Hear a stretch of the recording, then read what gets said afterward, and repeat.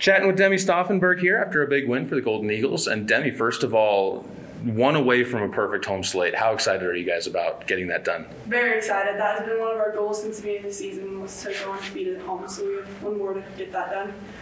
And when you talk about that team you're going to play tomorrow, Central Wyoming, obviously from home, is there something special that comes when you get the home crowd, obviously, on sophomore day, and you get to play against a team that's from your home area, essentially? Yeah. No, there's definitely something there a little bit.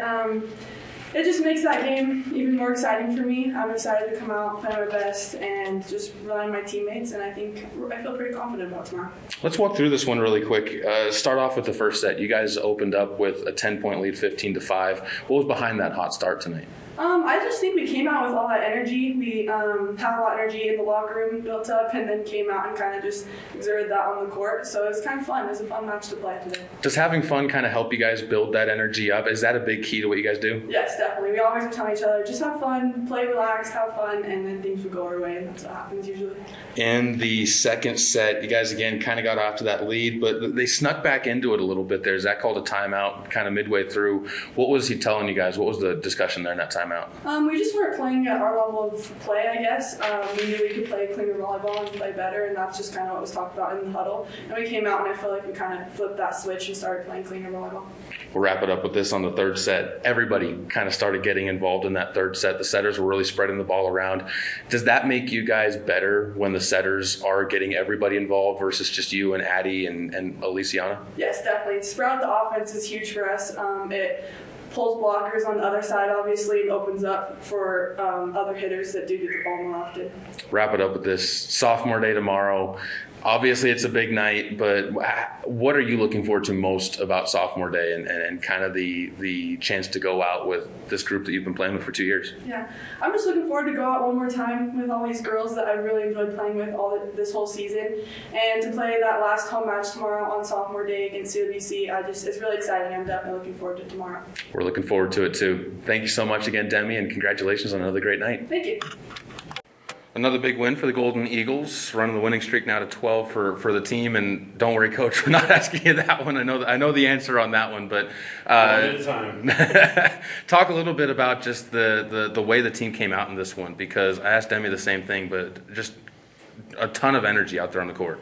Yeah, I think we had a really long last 2 weeks before this week with a lot of matches, especially last week with 4 matches. Luckily, 3 of them were at home.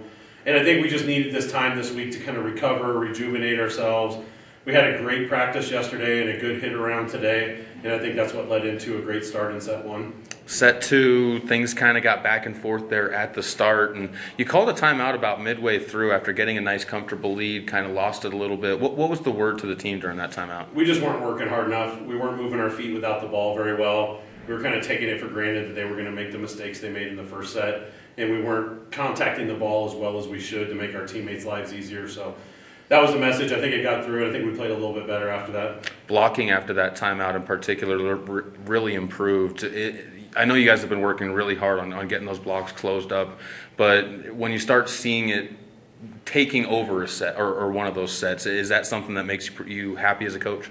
Yeah, I mean, blocking is a momentum builder when you score a point off of a block, and it's just a little bit of an intimidation factor. So, and it just makes our lives easier. We don't have to transition for a point, which is one of the hardest parts of volleyball. So, yeah, blocking is difficult, and you don't always get the chance to stuff block as much as we did tonight. But definitely proud of how we made some adjustments and got our blockers in front of their hitters.